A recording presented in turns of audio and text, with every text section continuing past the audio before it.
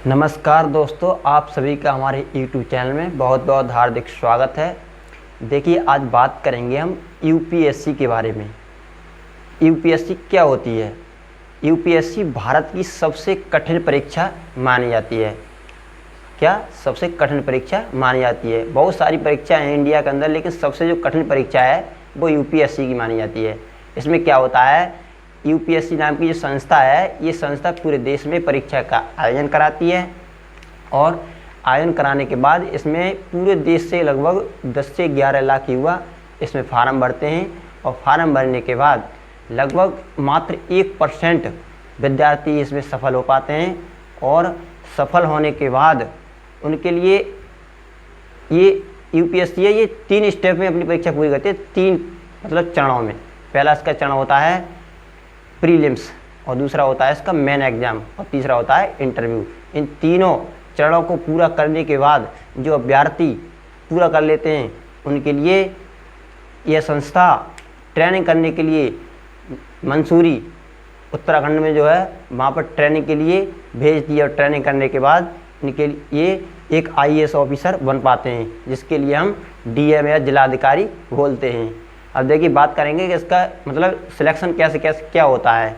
तो इसमें कुछ नहीं होता है। कहते हैं कि 10वीं में या 12वीं में बहुत सारे अंक होने चाहिए, कुछ भी नहीं होता है। आप केवल 10वीं में और 12वीं में केवल पास हैं, 50% अंक हैं आपके, फिर भी आप 50% अंक के साथ भी, और आपके लिए यहाँ एक शर्त है कि इंटर करने के बाद आप ग्रेजुएशन कंप्लीट करना होगा आपके लिए। बीए, बीएससी, बीकॉम कोई भी कर सकते हो, किसी पर कोई सा भी, मतलब ग्रेजुएशन का होना कंप्लीट होना चाहिए। उसके बाद ग्रेजुएशन के बाद आप इसका फार्म भर सकते हैं, और फार्म भरने के बाद ये इस एग्ज़ाम में आप बैठ सकते हैं। तो देखिए, बताते हैं इसके पैटर्न के बारे में। इसका पैटर्न क्या होता है, देखिए। यूपीएससी की फुल फॉर्म होती है यूनियन पब्लिक सर्विस कमीशन, और इसकी हिंदी होती है संघ लोक सेवा आयोग। तो ये संघ लोक सेवा आयोग है, ये भारत की सबसे बड़ी परीक्षा है। ये संस्था है, ये सबसे बड़ी परीक्षा का आयोजन कराती है। और आयोजन देखिए कैसे होता है, 3 चरणों में इसका आयोजन होता है। पहला होता है प्रीलिम्स, दूसरा होता है मुख्य परीक्षा, और तीसरा होता है इंटरव्यू। तो देखते हैं इसमें क्या होता है। सबसे पहले प्रीलिम्स की परीक्षा, आप ग्रेजुएशन के बाद इसका फार्म भरेंगे तो उसके बाद आपको प्रीलिम्स की परीक्षा देनी पड़ेगी। प्रीलिम्स की परीक्षा में क्या होता है, प्रीलिम्स की परीक्षा में 2 पेपर होते हैं इसकी। पहला होता है जीएस का पेपर और दूसरा होता है सीसेट का पेपर। ये दोनों पेपर 200-200 नंबर के होते हैं। ये भी 200 नंबर का होता है और ये भी 200 नंबर का होता है। इसमें 100 क्वेश्चन आते हैं, 100 क्वेश्चन आते हैं इसमें, और ये प्रत्येक क्वेश्चन 1 नंबर का होता है। और ये सीसेट है, इसमें 200 नंबर का ये होता है। इसमें 80 क्वेश्चन होते हैं, प्रत्येक क्वेश्चन 2.5 अंक का होता है। उसके बाद क्या होता है, हाँ, ये दोनों पेपर आपके लिए पास करने होते हैं और मेरिट लगती है। और मेरिट लगने के बाद आपके लिए मतलब मेरिट अगर हाई हो, उसके बाद आपके लिए पास होने के बाद अगले स्तर पर भेज दिया जाता है। इनमें पास होने के बाद बहुत सारे अभ्यर्थी होते हैं यहीं पर जाके अटक जाते हैं। यहाँ से जो निकल गया उसके लिए मुख्य परीक्षा यानी मेन एग्जाम में भेज दिया जाता है, बैठा दिया जाता है। उसके बाद क्या होता है, जो प्रीलिम्स को पास करके मेन एग्जाम में आते हैं, तो मेन एग्जाम में क्या होता है, 2 पेपर होते हैं क्वालिफाई पेपर।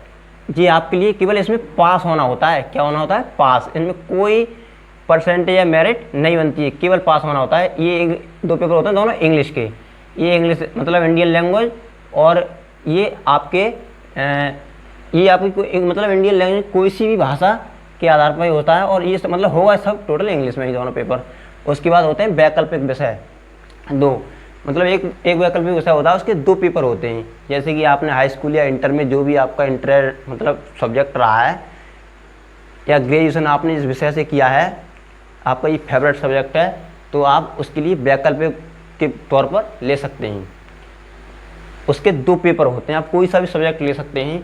उसके बाद क्या होता है, फिर होता है सामान्य अध्ययन का, जो सामान्य मुख्य परीक्षा में 2-4 पेपर जो हो जाए, उसके बाद सामान्य अध्ययन होता है। उसके बाद क्या होता है, इनमें 4 पेपर होते हैं जीएस के, उसके बाद और 1 पेपर होता है निबंध का।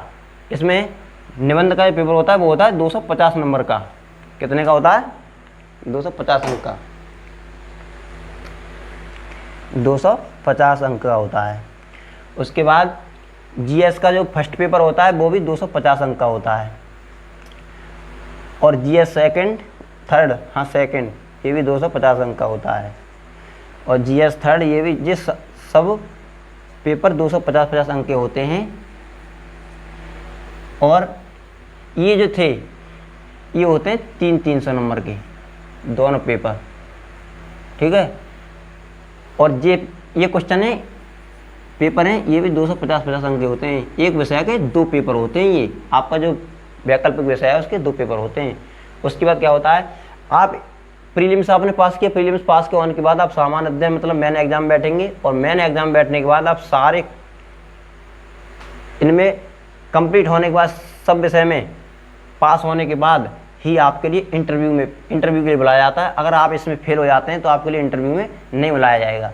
इनमें पास होने के बाद आपको इंटरव्यू बुलाया जाता है।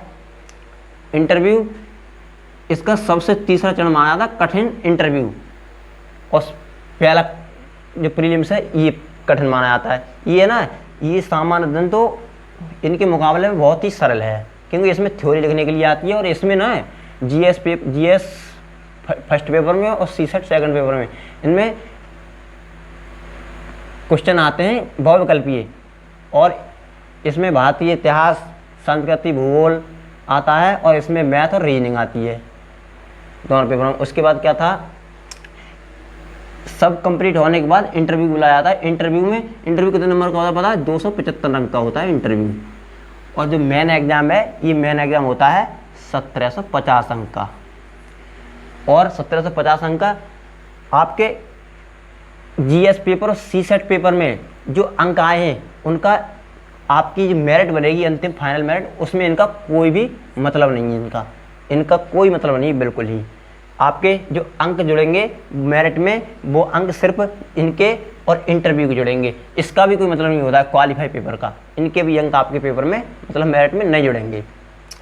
तो 275 और 1750 अंक आपके टोटल हुए 2025, उन्हीं के आधार पर मेरिट बनती है। और क्या था, देखिए अब बात करेंगे हम इंटरव्यू के बारे में। इंटरव्यू इसका कैसे होता है, क्या होता है।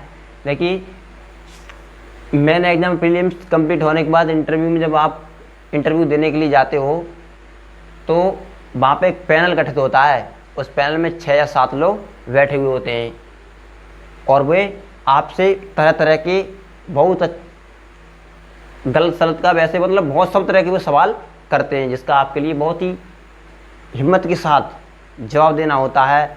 वे आपके घर से लेके और दुनिया के किसी भी देश से कहीं इंटरव्यू में कहीं का कोई भी सवाल वे आपसे पूछ सकते हैं कहीं पे। उसके बाद इंटरव्यू ख़त्म होने के बाद आपके लिए वहीं पर रोक लिया जाता है, और रोकने के बाद आपके लिए वहीं से लवासना के लिए, ट्रेनिंग के लिए भेज दिया जाता है।